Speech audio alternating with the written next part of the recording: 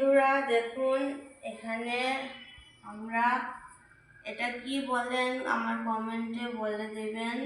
তো এতগুলা হয়েছে আমাদের বাগানে, তো সবার কাছে প্রশ্ন থাকলো এগুলাকে কি বলা হয়।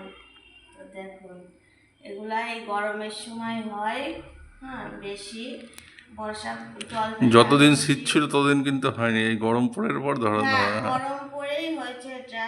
ওটা শীতের ঘুরিয়ে নাও, সময় ওটা দেখা যাচ্ছে এটা ফুটো। হচ্ছে গরমের ফল। তো এটা কি ফল অবশ্যই কমেন্টে আমাদের জানাবেন।